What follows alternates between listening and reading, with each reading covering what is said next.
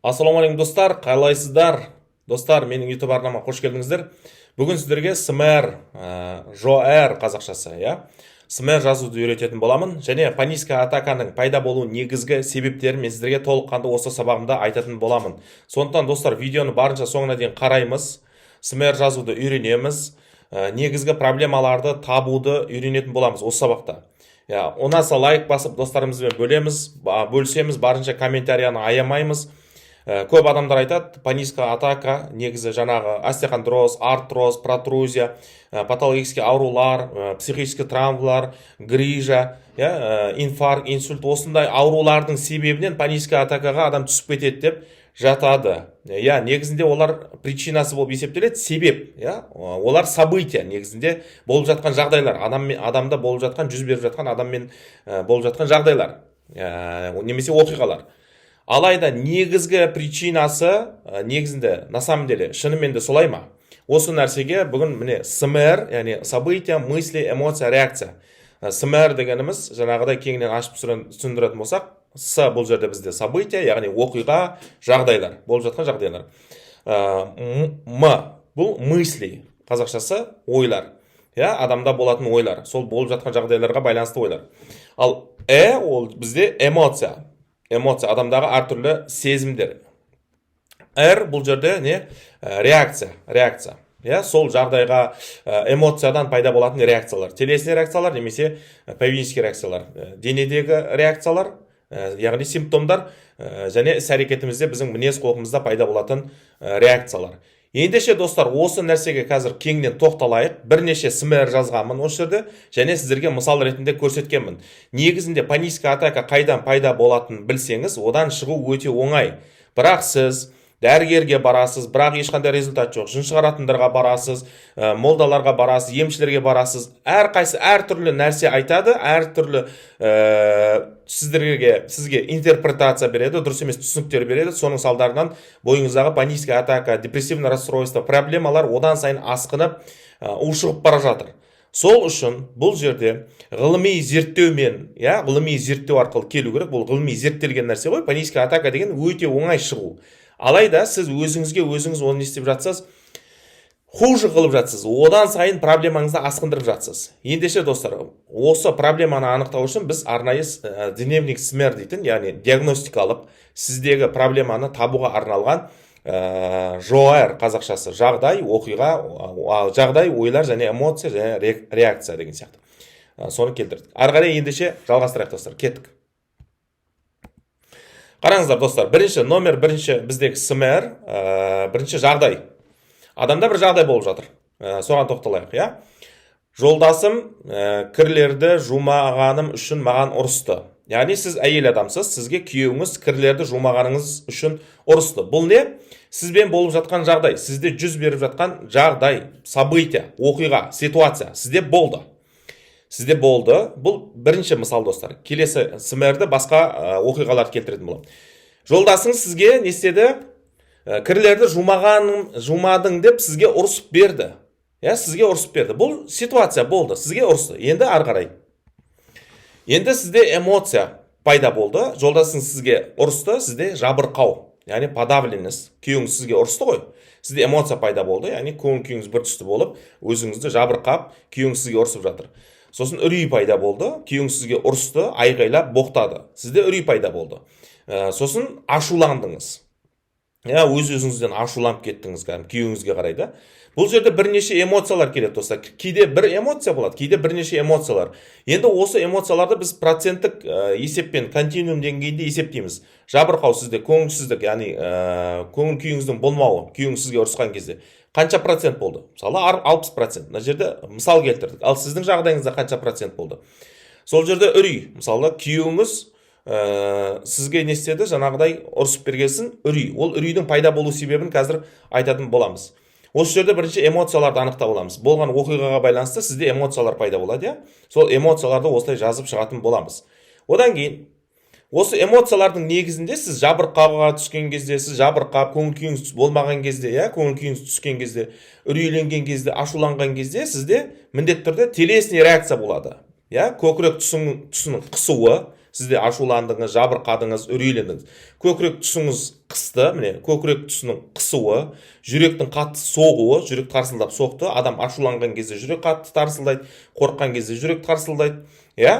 Тамақтың тығылуы, тамақта бейне бір тас тұрған сияқты сезім, ком в горле, тамақта кесек тұрған сияқты сезім, аяқ қолдағы діріл, аяқ қолда тремор болып жатыр, бастың қысып ауыруы, сіз ашуландыңыз, ашуландыңыз и басыңыз қысып жатыр, напряжение уже баста. Ашуланған кезде жаңағы қаным басыма шапты дейді ғой, жаңағыдай, қаным басыма шапты, қаным қайнап кетті дейді. Сол кезде адамда не болады? Мида баста напряжение болады. Сол кезде бас қысып ауырады. Сосын дененің қызуы, дене қызады, ашуланған кезде қатты. Енді бұл жерде бізде ашу эмоциясы басымырақ. Оның негізгі себебін қазір айтатын боламыз. Оған себеп болатын бізде ойлар. Бірақ бірінші біз ойлардан бұрын эмоцияларды анықтап аламыз да. Жолдасым маған ұрысқан кезде менде қандай эмоция болды?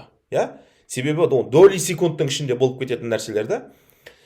Енді қараңыз, сіз ашу басымырақ 90% болып тұр. Енді сізде не? Дененің қызуы. Сосын дереализация. Себебі жабырқау дейтінде бұл жерде не бар? Эмоция бар.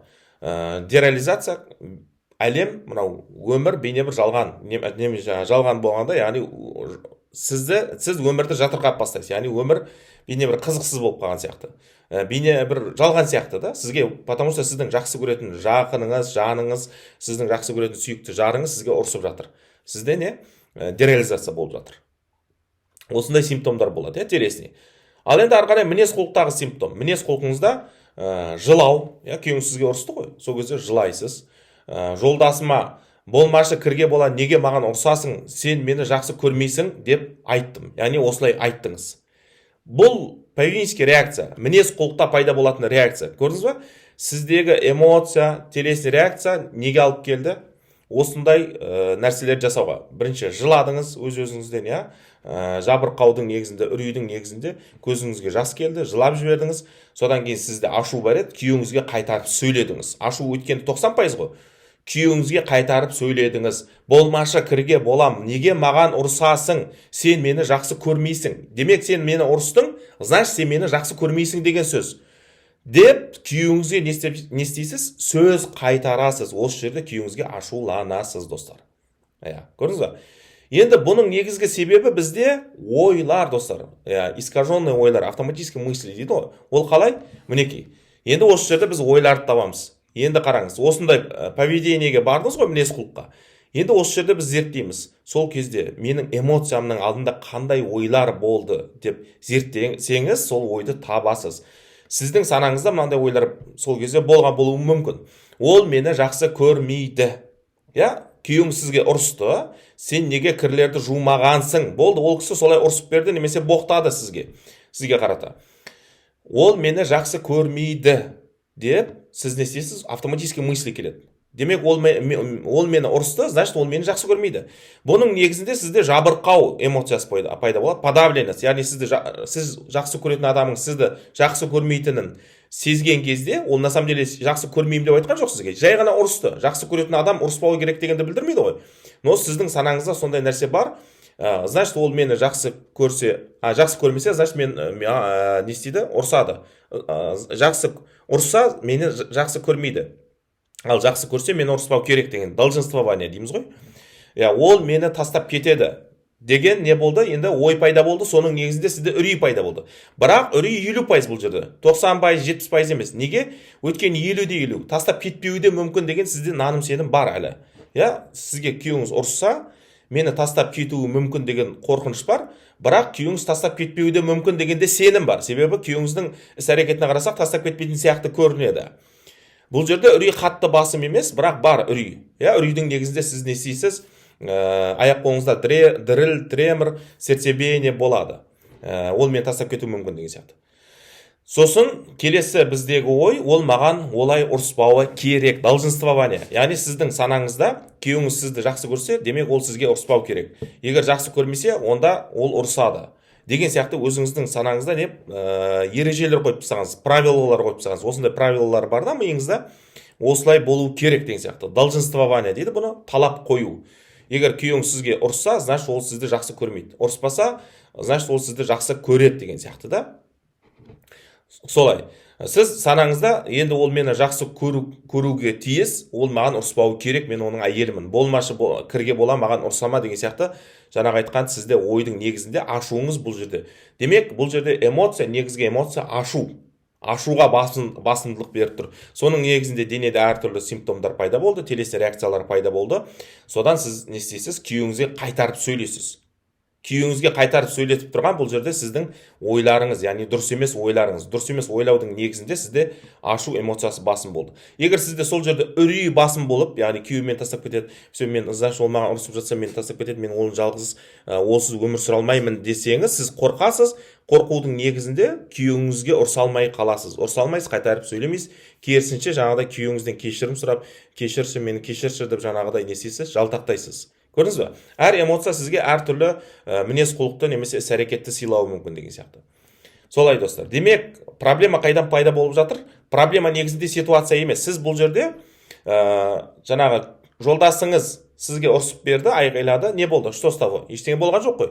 Бірақ сіздің ойларыңыз, сол көзқарасыңыз, сыртта болып жатқан ситуацияға деген сіздің көзқарасыңыз сіздің бұл жерде мазаңызды қашырды. Ситуация емес, негізі болып жатқан жағдай емес, сіздің мазаңызды қашырып жатқан. Сол нәрсеге деген сіздің көзқарасыңыз, ой өрісіңіз, когнитивті дұрыс ойлай алмауыңыздың негізінде сізде дұрыс емес не симптомдар, телесін симптомдар, және дұрыс емес дисфункциональный эмоциялар, және дұрыс емес поведение қалыптасты. Агрессивный поведение дейді бұны. Сіз уже күйеуіңізге қарата агрессия оянды сізде.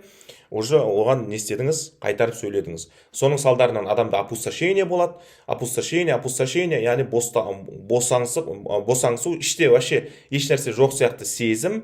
Содан күйеуіңізді ұнатпай бастауыңызда әбден мүмкін. Сосын күйеуіңізден жалығып кетесіз. Ең жақсы көретін адамыңыз күйеуіңізден де жалығып кетуіңіз мүмкін осы жерде. Сондықтан достар, Марк Аврелий айтады, сіздің көңіл күйіңізді түсірген ол болып жатқан жағдай емес. Сол жағдайға деген сіздің көз қарасыңыз сіздің көңіл күйіңізді бұзды, немесе теріс әсер етті көңіл күйіңізге. Сондықтан таңдау өз қолыңызда деп айтатыны сол. Мінекей, бірінші смер осымен аяқталады. Екінші смерге тоқталайық. Номер екінші смер, немесе жоэр. Қазақшасын мен өзім солай жоэр деп қойдым. Жағдай, оқиға және эмоция, реакция. Енді мынандай жағдай болып жатыр. Жүрегімнің айналасы шаншып жатыр. Сізде сонда телесін симптом болды. Просто отырсыз, телесін симптом болды. Жүрегіңіздің айналасында бір кардиалгия, немесе межребранная невралгия, қабыртқа аралық невралгия болып жатыр. Жүректің айналасы, қабыртқаның арасының шаншуы, периферический нервный системаның мына жерде шаншуы болып жатыр, немесе жауырыныңыз, арқа тұсыңыз шаншып жатыр. Сондай бір шаншу ұстап қалды. Ол уақытша. Дәрігерге барып қаралдыңыз, жүрегіңізді барып тексерткенсіз кезінде, жоқ, ештеңе жоқ, тапты да. Бірақ сізде қазір бірден жүрек шаншып қалды. Жүрегіңіз айналасы шаншып қалды. Енді сізде не болады? Эмоция, үрей эмоциясы. Жүрегіңіз шаншып жатқан кезде 190%, почти 100% сізде эмоция, үрей деген эмоция. Үрейленіп жатсыз. Үрейлендіңіз. Себебі жүрегі шаншып жатқан адам не істейді? Үрей эмоциясы автоматически қосылады. Сосын үрейленгенде, адам қатты үрейленгенде, бір нәрседен қатты қорқып кеткенде не болады? Жүрек қатты соғып жатыр, қан қысымы көтерілді, аяқ қолда әлсіздік, демнің қысуы, бастың айналуы, іштің өтуі. Адам қатты үрейленгенде осындай телесін симптомдар болады. Көрдіңіз бе? Демек, сізде жүрегіңіз айналасы шаншыды, одан қатты үрейленіп кеттіңіз, үрейленген соншалықты үрейдің проценттік көрсеткіші 90%, 100% деп алуға да болады. Әркімде әрқалай. Мен мысал ретінде 90% деп алдым. Сізде қанша мысалда? Соны жазсаңыз болады. Сосын жүрек қатты соқты. Қандай симптомдар болды сол кезде денеде? Жүрек қатты соғып жатыр, қан қысымы көтерілді, аяқ қолда әлсіздік, демнің қысуы, бастың айналуы, іштің өтуі. Ішіңіз өтіп кетті. Адам қатты қорққан кезде іші өтіп кетеді, немесе құсып қояды. Сосын поведенческий реакция, яғни іс-әрекеттегі мінез құлықтағы реакция қалай болды? Сол кезде сіз қатты телесін симптом сезінгенде қалай болдыңыз? Үйден далаға қарай жүгіру, яғни үйден далаға қарай жүгіріп атып шығу, бір жерде отырмай. Потому что жүрегім айналасы шаншып жатыр, мен қазір өліп қалам деген сол жерде бір қорқыныш болуы мүмкін, ойлардың негізінде. Қазір ойларға тоқталамыз. Үйден далаға қарай атып шықтыңыз, жүгіріп шықтыңыз, жүректің дәрісін іштім. Сол жерде, яғни жүрегіңіз шаншып жатқандықтан жүрек деп жүректің дәрісін ішіп жібердіңіз. Жедел жәрдем шақырдым, яғни жедел жәрдемге соқтыңыз. дереу. Демек іс әрекетіңізде не болып жатыр? Өзгеріс болып жатыр. Тым жақсы үйде шай ішіп отыр едіңіз, жүрегіңіз шаншып қалды, үрей қатты күшейіп кетті сол шаншудың негізінде. Сосын жаңағы жүрек қатты соғып жатыр, сол жерде қатты үрейленген кезде телесный симптом күшейеді оның үстіне. Содан жаңағы айтқан үйден сыртқа қарай жүгіріп шығасыз, немесе бір жерде отыра алмай қаласыз, әрі-бері жүресіз, әйеліңізді мазалайсыз, немесе күйеуіңізді мазалайсыз, үйдегілердің мазасын алып боласыз, дәрі ішесіз, бір жерде отыра алмай қаласыз, тревожит етіп. Оның негізгі, енді бұл жерде үрейдің күшеюіне себеп болған нәрсе не? Жүректің айналасын шаншуын дұрыс емес интерпретация жасау, яғни дұрыс емес ойлау. Ол қалай? Қазір менің жүрегім ауырады. Жүрегім ауырады, менде жүрек ауруы бар, мен инфаркт боламын. Бұл жерде бірнеше ойды келтіруге болады. Мен инфаркт боламын, жүрегімде ауру бар, жүрегім қазір жарылып кетеді, деген сияқты. Көрдіңіз бе? Демек, сіз жүректің айналасындағы шаншуды дұрыс емес интерпретация жасадыңыз, яғни дұрыс емес ойладыңыз, искаженный ойларды қалыптастырдыңыз санаңызда. Соның, сол ойдың негізінде сізде не пайда болды? Үрей пайда болды, достар. Ал үрейдің қаттылығы соншалықты, жоғарылығы соншалықты сізде телесный симптом қайтадан не істеді? Күшейіп кетті, жүрек тарсылдап соғып кетті деген сияқты. Соның салдарынан сізде панический реакция пайда болды. Номер үшінші СМР-ге тоқталатын болсақ, бірінші, қараңыздар, жағдайға тоқталайық. Жағдай, жақын туысымызға уақыт болды. Яғни сіздің жақын туысыңыз қайтыс болды. Мысал ретінде, аман болсын жақын туыстарыңыз. Мысал ретінде, бір адамның жақын туысы қайтыс болды. Сіздің емес, немесе басқаның емес. Бір адамның, бір айдалада бір танымаймыз бір адамның мысал ретінде жақын туысы қайтыс болды, уақыт болды. Енді барлық адамның басында болатын жағдай бұл нәрсе. Бұны біз допускать етіміз керек. Одан қорқудың қажеті жоқ, просто допускать етіміз керек. Өзімізге жіберуіміз керек. Сол кезде сізде үрей, 90% үрей, сосын 70% подавленность, яғни жабырқау, көңілсіздік, көңіл күйдің болмауы. Бұл жерде бірақ басым не болып тұр? Үрей эмоциясы болып тұр. Сіз қатты үрейленіп тұрсыз. 90% үрей болып тұр, немесе 100% үрей бар сізде. Жақын туысыңыз қайтыс болған естідіңіз, сізде автоматически жаңағыдай үрей деген эмоция қосылды, және жабырқау эмоциясы қосылды. Соның салдарынан сізде бастың айналуы күшейіп кетті, жүректің айнуы, дененің ұйып қалуы, денеңіз ұйып, аяқ қолыңыздың ұюы, аяқ қолдың жансыздануы, жансызданып әлсіреп қаласыз, жүректің тарсылдауы, қан қысымының көтерілуі, дереализация және деперсонализация. Дереализация бұл өмірді жатырқау, деперсонализация адам өзін жатырқау, яғни өзінің денесі өзінікі емес сияқты. Түсінесіз ба? Қатты қорққанның негізінде. Сонан бізде панический реакция не болды? Бұл жерде бір жерде отыра алмау. Бір жерде отыра алмай теңселіп әрі-бері жүре беру, қан қысымының өлшей беру. Мен қазір қан қысым көтеріліп кетуі мүмкін, қан қысым бірдеңе болып қалуы мүмкін деген жаңа ойда қан қысымын өлшей береді. Жасап жатқан жұмысты тастап қою, яғни подавленность бар бізде, жабырқаудың негізінде уже жұмыс жасап жатыр еді, уже ештеңе көңіл күй болмай қалды да, жұмысын тастап қойды сол жерде. Енді бұл нәрселердің себеп болуына негізгі причина бұл жерде, негізгі себеп, бұлардың барлығы соңғы точкасы, подавленность, жаңағы айтқан эмоция, сосын телесный реакция, сосын панический реакция, бұл ең соңғы точка, ең соңғы. Ал негізгі бұл жерде причина, туысыңыздың, жақыныңыздың уақыт қайтыс болуы болса, оған дұрыс емес интерпретация жасау, негізгі причина сол. Ол не? Біздегі искаженные автоматические мысли. Мен де ертең солай боламын, яғни мен де ертең қайтыс боламын, ол қайтыс болды, демек маған да сондай жағдай болып қалуы мүмкін.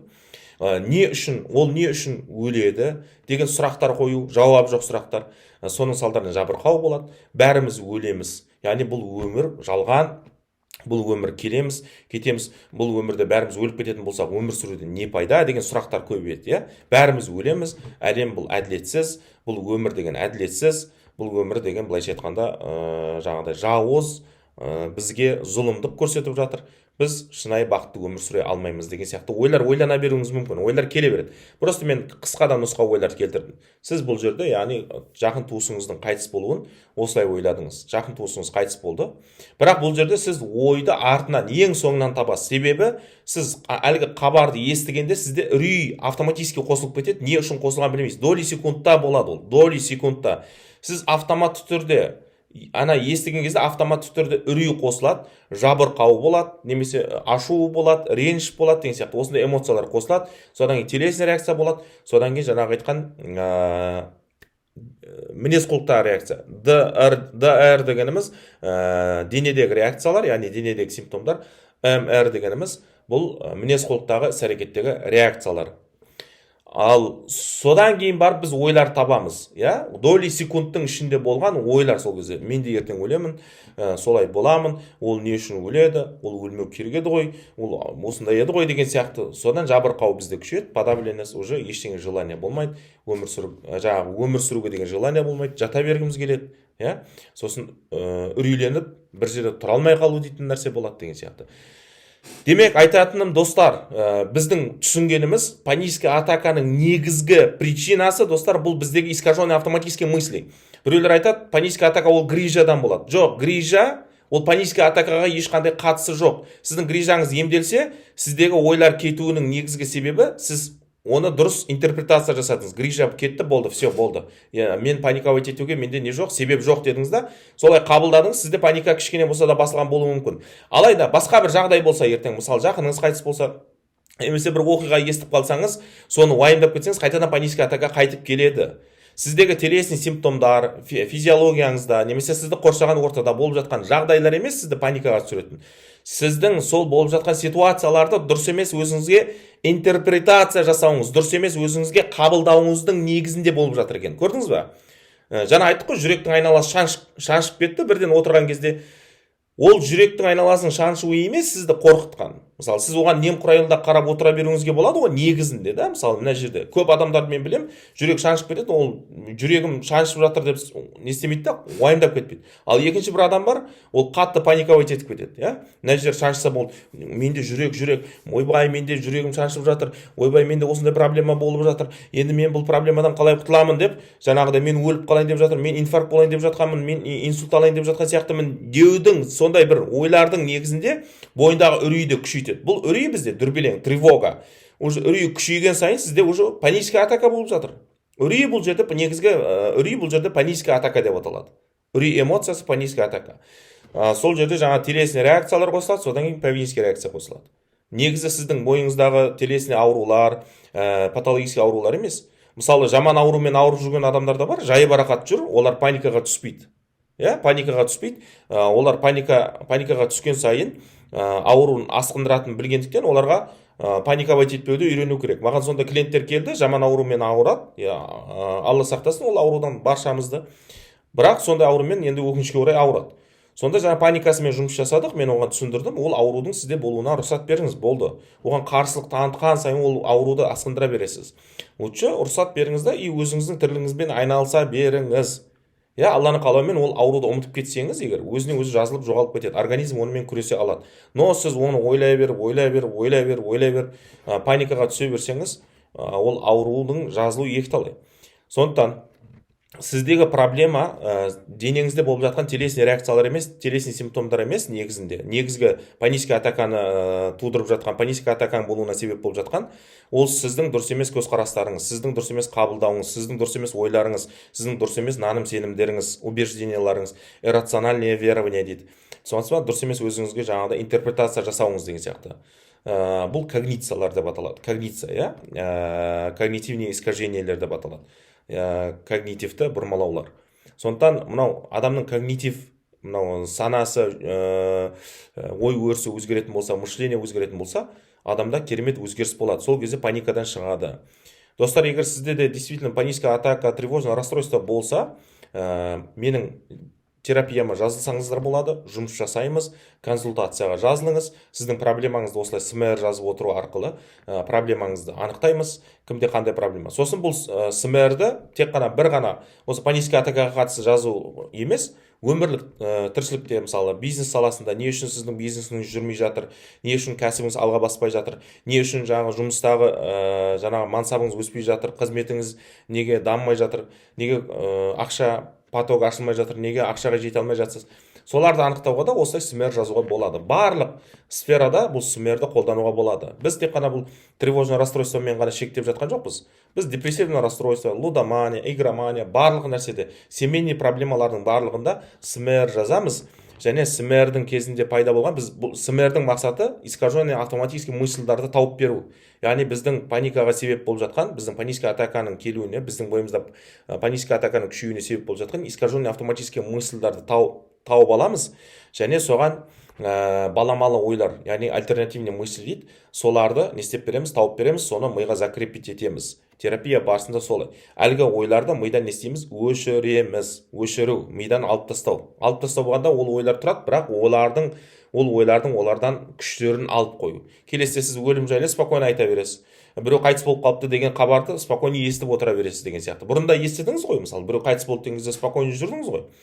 Но қазір сізде уже көрдіңіз ғой, жүйке жүйеңіз жұқарды. Сізде уже неврологический расстройство болып жатыр, сізде проблема болып жатыр. Неге? Өйткені сіз әлгі ойларды дұрыс емес интерпретация жасап, ойларды шектен тыс ойлай беру арқылы, қатты жаңағыдай негативті ойлардың ойлағанның себебінен сіз өзіңіздің жүйке жүйеңізді өзіңіз шаршаттыңыз. Енді жүйке жүйені қалпына келтіру үшін бұл жерде достар ойлар жөнделу керек. Бірінші, ойлар қалпына келмей, сіздің жүйке жүйеңіз қалпына келмейді. Вегетативный нервный системаны қалпына келтіру үшін бірінші ойлар дұрысталу керек.